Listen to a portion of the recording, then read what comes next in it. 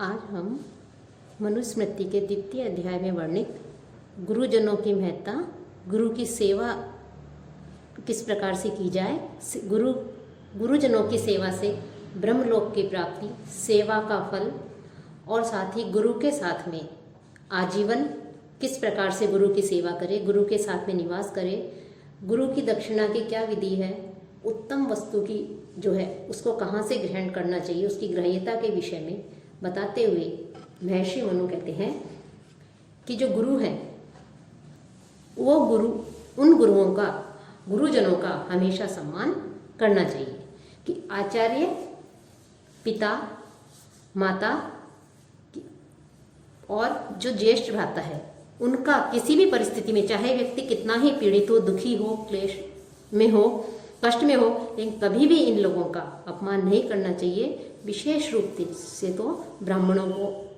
इनका अपमान करने से बचना चाहिए। अब जो गुरुजन है उन गुरुजनों की महत्ता बताते हुए महर्षि मनु कहते हैं कि आचार्यो ब्रह्मणो मूर्ति ही, पिता मूर्ति ही प्रजापते, माता पृथिव्या मूर्ति हसु, भ्राता सह मूर्ति आत्मन है। कि आचार्य है, कि जो आचार्य है वो ब्रह्मण है, मूर्ति वो साक्षात एक तरह से ब्रह्म स्वरूप है, परमात्मा के समान है। कि आचार्य जो है वो परमात्मा की मूर्ति है, परमात्मा ब्रह्म स्वरूप है। पिता प्रजापति है, पिता प्रजापति की मूर्ति है या पिता प्रजापति स्वरूप है। माता तू पृथिव्या मूर्ति ही, और माता जो है पृथ्वी स्वरूप है, कि जो पृथ्वी की स्वरूप है, पृथ्वी की मूर्ति है। स्वयं भ्राता, और अपना जो ज्येष्ठ भाई है, भ्राता है, वो तो आत्मन है मूर्ति, अपना ही स्वरूप है। इसलिए कभी भी चाहे कैसी भी स्थिति हो, आचार्य का अर्थात गुरु, माता, पिता और जो ज्येष्ठ भ्राता है इनका कभी अपमान नहीं करना चाहिए, क्योंकि आचार्य को परमात्मा की मूर्ति माना है, ब्रह्म स्वरूप माना है, पिता प्रजापति स्वरूप है, माता पृथ्वी स्वरूप है, और जो अपने ज्येष्ठ भ्राता है वो तो स्वयं अपना स्वरूप है ही। इसलिए कभी भी अपने भाई आदि का, माता पिता आदि का, गुरु आदि का जो है अपमान नहीं करना चाहिए। हमेशा जो है इनका सम्मान करना चाहिए, इनका अभिवादन करना चाहिए, इन्हें प्रणाम आदि करना चाहिए। कि यम माता पितरो क्लेशम सहेते संभवे नृणाम, न तस्य निष्कृति ही कर्तुम शक्या वर्ष शते ही अति। कि माता पितरो, कि माता और पिता, नृणाम संभवे, मनुष्यों की उत्पत्ति के समय, यम क्लेशम सहित, जिस कष्ट को सहन करते हैं, कि माता पिता जो है उनसे उद्धार पाना असंभव है। जो है माता पिता जो है अत्यधिक सम्मान के पात्र हैं, कि मनुष्य की उत्पत्ति के समय, जन्म के समय किस प्रकार से जो है कष्ट को सहन करते हैं, और तस्य वर्ष शत ही अपि, उस कष्ट का, उसका प्रतिकार सैकड़ों वर्षों में भी निष्कृति कर्तुम न शक्य, सैकड़ों वर्षों में भी उसका प्रतिकार नहीं किया जा सकता, उस कर्ज को एक तरह से नहीं चुकाया जा सकता, उसका बदला नहीं चुकाया जा सकता। कि मनुष्य जो है उन मनुष्यों के उत्पन्न होने में, कि जब मनुष्य को उत्पन्न किया जाता है, मनुष्य का जन्म होता है, बालक का जन्म होता है, तो माता पिता बालक जो है उस बालक के गर्भ धारण से लेकर जन्म देने, प्रसव वेदना, पालन, रक्षण, वर्धन, संस्कार और वेद वेदांग आदि का अध्यापन आदि कर्म के द्वारा जो माता पिता है जीवन पर्यंत जिस कष्ट को वो सहन करते हैं, वो सैकड़ों वर्षों में भी या अनेक जन्म लेकर भी माता पिता के उस कष्ट को, उस सेवा को जो है, सेवा के बदले को जो है नहीं चुकाया जा सकता। किसी भी प्रकार से उसका बदला नहीं चुका, उसका प्रतिकार नहीं किया जा सकता, उनके कर्ज को नहीं चुकाया जा सकता। तो माता पिता जो हैं वो सम्माननीय हैं, आदरणीय हैं। उन्होंने जो हमारे को जन्म देने में, मनुष्य को जन्म देने में जिन कष्टों को सहन किया है, उनका किसी भी प्रकार से जो है उससे ऋण हम नहीं हो सकते, उस ऋण से हम मुक्त नहीं हो सकते। तयोः नित्यं प्रियं कुर्यात् आचार्यस्य च सर्वदा, तेषु एवं त्रिषु तुष्टेषु तपः सर्वं समाप्यते। और माता और पिता का नित्य तथा आचार्य का सर्वदा प्रिय करना चाहिए। माता और जो पिता हैं उनकी और आचार्य की हमेशा तुष्टि करनी चाहिए, उनका प्रिय करना चाहिए, उनका सदैव हित करना चाहिए, कल्याण करना चाहिए, क्योंकि इन तीनों के संतुष्ट रहने पर ही जो संपूर्ण तपस्या है उस संपूर्ण तपस्या की पूर्णता प्राप्त हो जाती है, अर्थात सभी तपों से मिलने वाला फल जो है वो प्राप्त हो जाता है। कि माता पिता और आचार्य ये जब संतुष्ट रहते हैं तो उनके संतुष्ट होने पर जो चांद्रायण आदि जो व्रत कहे गए हैं उन व्रतों का जो फल मिलता है, उन सारा फल वो इन सबको प्रसन्न करने में, इनकी आज्ञा का पालन करने में, इनका प्रिय करने में ही से ही जो है उसे उस फल की प्राप्ति हो जाती है। कि यदि माता पिता और गुरु तीनों संतुष्ट रहते हैं, प्रसन्न रहते हैं। और माता पिता जो है उनकी आज्ञा के बिना अन्य धर्माचरण का निषेध करते हुए महर्षि मनु कहते हैं, तेषां त्रयाणाम शुश्रूषा परम तप उच्यते न तेहि अभ्यनुज्ञातो धर्मम अन्यम समाचरेत। कि तेषां त्रयाणाम शुश्रूषा, कि इन तीनों की सेवा ही परम तप है उच्यते, सर्वोत्कृष्ट तपस्या कही गई है। कि इन तीनों की, माता पिता और आचार्य या गुरु, इनकी सेवा करना ही, इनकी शुश्रूषा ही श्रेष्ठ तप कहा जाता है, श्रेष्ठ तप है। और इसलिए ते ही अभ्यनुज्ञात है, इनकी आज्ञा लिए बिना किसी भी व्यक्ति को अन्यम धर्मम न समाचरे, किसी भी अन्य धर्म का आचरण नहीं करना चाहिए। किसी अन्य व्रत तप उपवास आदि इनकी आज्ञा के बिना, इनकी आज्ञा की अनुमति लिए बिना जो है किसी भी धर्म का आचरण नहीं करना चाहिए, क्योंकि इनकी सेवा करना ही सबसे बड़ा तप है, सबसे बड़ा धर्म है, सबसे बड़ी तपस्या है। तय एव ही त्रयो लोकः, तय एव त्रय आश्रमः, तय एव ही त्रयो वेदः, तय एव उक्तः त्रयो अग्नयः।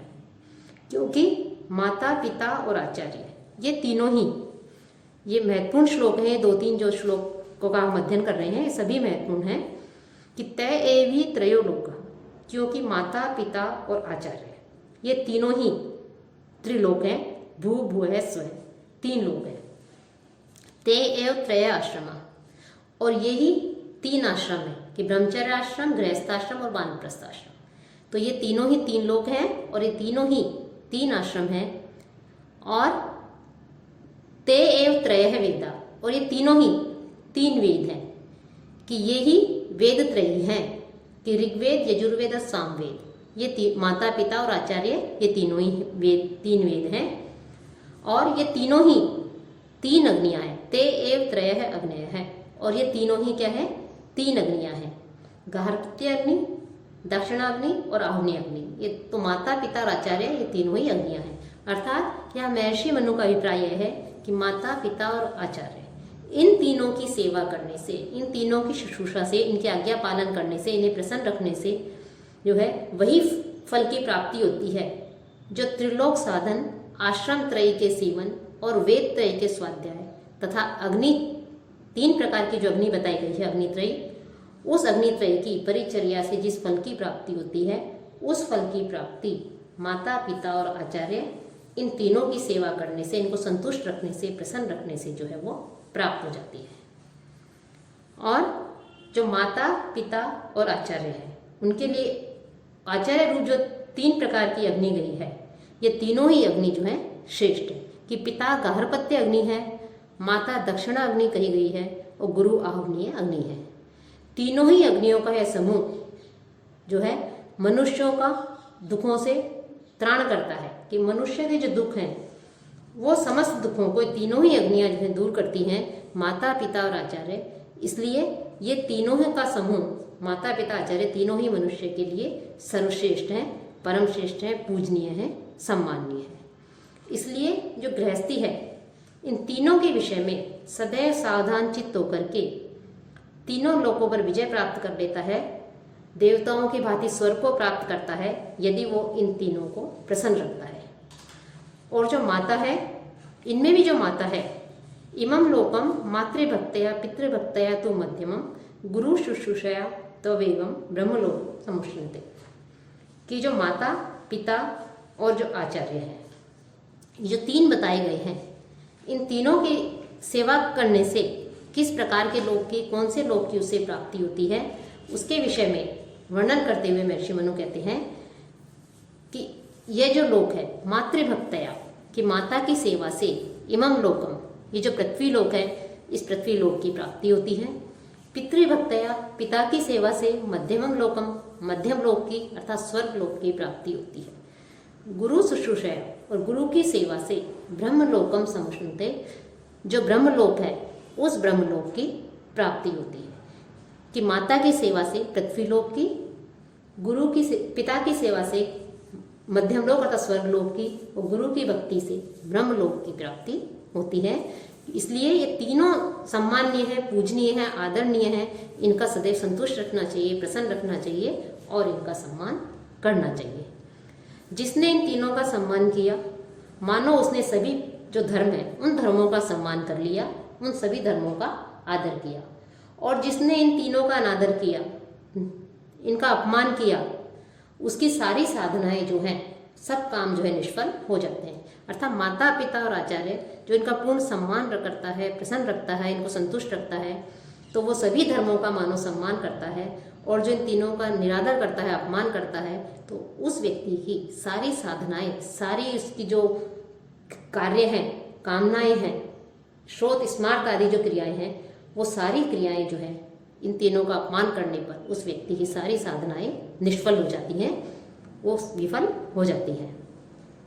और जब तक यावत त्रयः ते जीविये, कि जब तक जो है ये जीवित रहें, जब तक ये तीनों जीवित रहें, तावत अन्यम न समाचरेत, तब तक अन्य किसी आचार का सेवन न करें। कि जब तक माता पिता और गुरु ये तीनों जो है जीवित रहें, तब तक किसी अन्य धर्म को स्वेच्छा से बिना उनकी आज्ञा प्राप्त करके जो है उन्हें नहीं करें। तेषु एवं उन्हीं की जो है प्रीति और हितकर कार्यों का संपादन करते हुए नित्यम शुश्रूषा कुर्यात् प्रिय हिते रत है। उन्हीं की प्रीति और हितकर कार्यों का संपादन करते हुए प्रतिदिन जो है तत्पर रहते हुए नित्य माता पिता और गुरु उनकी सेवा करें। अर्थात जब तक ये तीनों जीवित हैं, तब तक अन्य किसी आचार का सेवन जो है परलोक के लिए, परलोक की प्राप्ति के लिए अन्य कोई कार्य नहीं करे। उन्हीं की प्रीति और उन्हीं के हितकर, उन्हीं के कल्याणकारी कार्यों को मन वचन कर्म से जो है उनके लिए अर्पित करते हुए, उनसे निवेदन करते हुए उनकी नित्य सेवा करे, उनका इस प्रकार से जो है वो कार्य करे। साथ ही उन्हीं की आज्ञा से मन वचन कर्म के द्वारा जिन जिन पारलौकिक कृत्यों का अनुष्ठान व्यक्ति करता है, उन्हें उन्हीं के निमित्त जो है उसे समर्पित कर देना चाहिए, उनके लिए ही वो अर्पित करे, निवेदन करे। साथ ही कहते हैं कि माता पिता और आचार्य, इन तीनों की सेवा से ही मनुष्य का संपूर्ण कृत्य परिपूर्ण हो जाता है। कि माता पिता और आचार्य, इन तीनों की सेवा में ही मनुष्य के जो जितने भी कर्तव्य हैं, उन संपूर्ण कर्तव्यों की पूर्णता हो जाती है। अर्थात उसे इन तीनों की सेवा से ही समस्त कर्मों के फल प्राप्त हो जाते हैं। यह प्रत्यक्ष परम धर्म है, यही साक्षात परम धर्म है, मनुष्य का श्रेष्ठ धर्म है, पुरुषार्थ का साधक है। और अन्य जो अग्निहोत्र आदि जो धर्म कहे गए हैं, वो सब गुण कहे गए हैं, वो इसके उपधर्म कहे गए हैं। तो इस प्रकार से महर्षि मनु ने यहाँ पे माता पिता और आचार्य, इनकी प्रशंसा करते हुए, इनके महत्व बताते हुए, सर्वदा इनका जो है सम्मान करने के लिए, इन्हें प्रसन्न रखने के लिए, इनकी आज्ञा का पालन करने के लिए महर्षि मनु ने जो है यहाँ पर कहा है।